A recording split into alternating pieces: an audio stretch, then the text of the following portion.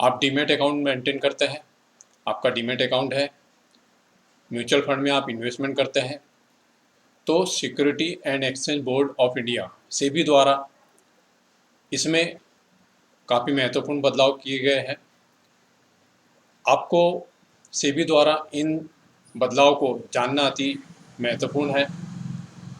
अगर आप single holder demat accounts and mutual fund folios maintain करते हैं तो उसमें सेबी द्वारा नॉमिनेशन करने से संबंधित महत्वपूर्ण बदलाव किया गया है।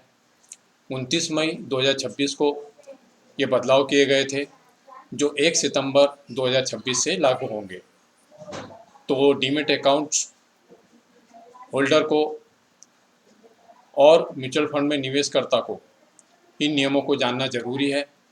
अगर जॉइंट अकाउंट है तो उसमें कुछ अन्य नियम हैं, अलग नियम हैं।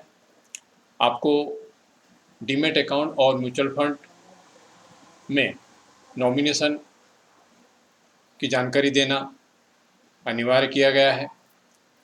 अगर आप इसमें नॉमिनेशन की जानकारी नहीं देना चाहते तो आपको ब्रोकर या बैंक या म्यूचुअल फंड प्लेटफॉर्म पर जाकर उपलब्ध फॉर्म जो कि नॉमिनेशन ऑप्ट आउट का फॉर्म है उसको फिलअप करना होगा और अपने डीमैट अकाउंट और म्यूचुअल फंड में ये स्पष्ट जानकारी रखनी होगी कि आप इनमें नॉमिनेशन आपने किया है या किसी को नॉमिनेशन आप किसी के लिए नहीं करना चाहते।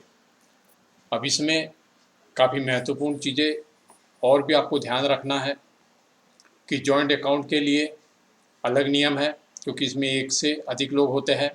अगर ये भी नॉमिनेशन कराना चाहते हैं तो करवा सकते हैं। साथ में अगर आपने डीमैट अकाउंट और म्यूचुअल फंड में नॉमिनेशन नहीं कराया है और इन्वेस्टमेंट की डेथ हो जाती है तो उस स्थिति में किस प्रकार से इन्वेस्टमेंट की गई राशि प्राप्त होगी। और अगर आपने आपके डीमैट अकाउंट और म्यूचुअल फंड में नॉमिनेशन तो कराया है लेकिन पहले से कराए हुए नॉमिनेशन को भी एक बार जांचना जरूरी है क्योंकि कभी कभी स्थितियों में बदलाव होता है। इन्वेस्टमेंट करता या डीमैट अकाउंट होल्डर की अगर शादी होती है या फिर किसी स्थिति में तलाक होता है या परिवार में बच्चे का जन्म होता है या पहले से जिसको नॉमिनी बनाया गया था उसकी मृत्यु होती है तो इन स्थितियों में भी इन्वेस्टमेंटकर्ता को अपने नॉमिनी की जानकारी में बदलाव करना पड़ता है। और अगर किसी कारणवश डीमैट अकाउंट में और म्यूचुअल फंड में इन्वेस्टमेंटकर्ता की बिना नॉमिनी किए अगर उस व्यक्ति की मृत्यु हो जाती है तो उस स्थिति में उसके जो लीगल ईयर्स होते हैं उनको अपनी कानूनी स्थिति साबित करते हुए और अपने आवश्यक दस्तावेज प्रस्तुत करने होते हैं। ये कार्यवाही करने के बाद निवेश हुई राशि लीगल ईयर्स को द्वारा प्राप्त की जा सकती है। तो सेबी द्वारा डीमैट अकाउंट और म्यूचुअल फंड इनमें नॉमिनेशन के बारे में काफ़ी महत्वपूर्ण बदलाव किए गए हैं ताकि निवेशकर्ता की राशि सुरक्षित रहे और उसके बाद भी इस राशि को उसके नॉमिनी जिसको वो बनाता है उसके लीगल हेयर्स उनके हाथों में सुरक्षित रूप से ये राशि पहुंच सके। इसके लिए ये काफ़ी महत्वपूर्ण बदलाव किए गए हैं सेबी द्वारा।